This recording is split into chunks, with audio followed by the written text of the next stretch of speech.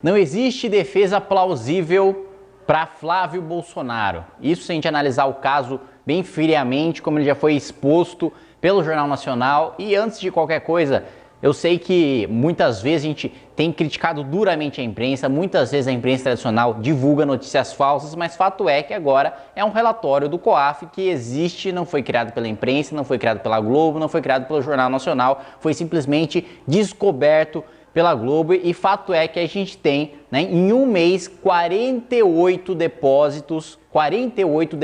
aí totalizando 100 mil reais em um mês na conta de Flávio Bolsonaro. Já que foi só um relatório do COAF e já existe jurisprudência do Supremo de que isso não é quebra de sigilo bancário, como alega a defesa do senador Flávio Bolsonaro, a gente só sabe deste mês, mas se todos os outros meses também ficar comprovado de que havia esse repasse de 100 mil ou aproximadamente 100 mil reais, fica mais do que comprovado que o dinheiro saía da conta do Queiroz, que sacava em dinheiro vivo e depois fazia o depósito para que o dinheiro não fosse identificado, fazia os depósitos bem no limite de 2 mil reais na conta de Flávio Bolsonaro. E isso pode envolver Queiroz, outros assessores, talvez até outros gabinetes, mas isso não se sabe. Fato é que agora você tem um repasse exato daquilo que era tirado da conta do Queiroz indo para a conta de Flávio Bolsonaro, que caracteriza evidentemente ele tomar parte do salário dos assessores que depositavam,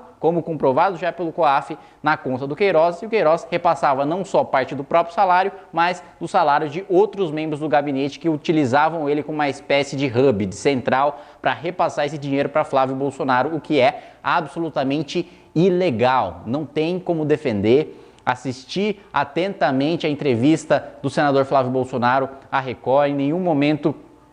ele cita nenhum tipo de defesa em relação a esse relatório, mesmo porque acredito que a entrevista tenha sido gravada antes da divulgação do Jornal Nacional, mas o que só complica a sua situação, porque ele nega veementemente qualquer tipo de envolvimento, ele diz que não vão encontrar nenhum tipo de ligação, quando no mesmo dia, 15 minutos antes da sua entrevista ir ao ar, você tem a divulgação clara de que não só ele tem envolvimento, mas tem envolvimento direto, o dinheiro ia para a conta dele, não tem nem como dizer que é um laranja, não tem nem como dizer que é de outra pessoa, que não tem nome, que não passou recibo, porque foi diretamente para a conta dele. E você fazer 48 depósitos de 2 mil reais, gente, não existe reação, não existe resposta plausível para que isso esteja dentro da legalidade. Isso com certeza atrapalha o governo Bolsonaro, isso com certeza atrapalha todo esse processo de renovação e esperança que a gente vinha tendo das eleições do ano passado. É uma extrema decepção a gente ter um resultado desses, mas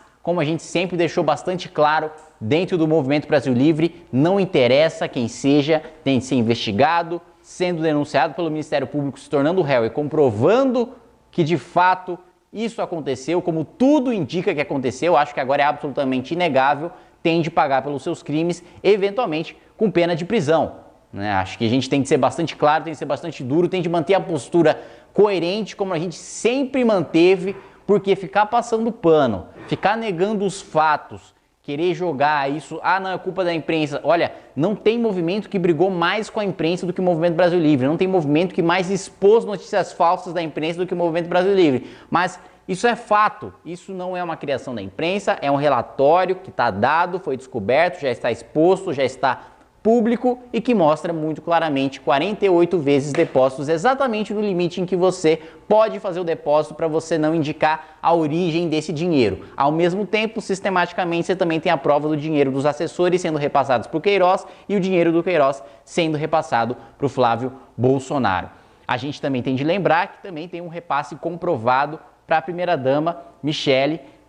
Bolsonaro, que eventualmente também pode estar envolvida nessa investigação. Ela não tem foro privilegiado, também seria investigada na primeira instância. O pedido de Flávio Bolsonaro para não ser investigado na primeira instância também é praticamente uma admissão de culpa e também não tem sentido jurídico nenhum, porque não foi cometido no exercício do mandato de senador, que ele ainda nem assumiu, ele ainda não é senador, então não tem direito a esse foro privilegiado. Deputado estadual, o foro do deputado estadual também é especial, mas é no Tribunal Estadual, não é no Supremo Tribunal Federal, e isso não tem absolutamente nada a ver com o exercício do mandato de senador. Logo, agora que a interpretação do Supremo em relação ao foro privilegiado é restritiva, não faz o menor sentido que essa investigação, que esse processo continue nas mãos do Supremo Tribunal Federal, deve voltar para as instâncias inferiores para que o Ministério Público do Rio de Janeiro continue fazendo o seu trabalho. Nós não temos nenhum tipo de compromisso com o erro, não temos nenhum tipo de compromisso com corrupção. Tem de ser investigado, existem indícios mais do que suficientes para que seja investigado, para que haja quebra de sigilo bancário, para que se descubra se isso era sistemático ou não era sistemático, para quem que esse dinheiro ia, se continua no Flávio Bolsonaro ou se expande para outros membros da família ou outros amigos, para que todos sejam punidos com todo o rigor da lei. Inscreva-se no nosso canal, youtube.com/mblivre. Precisamos da sua ajuda. Acesse mbl.org.br/contribua.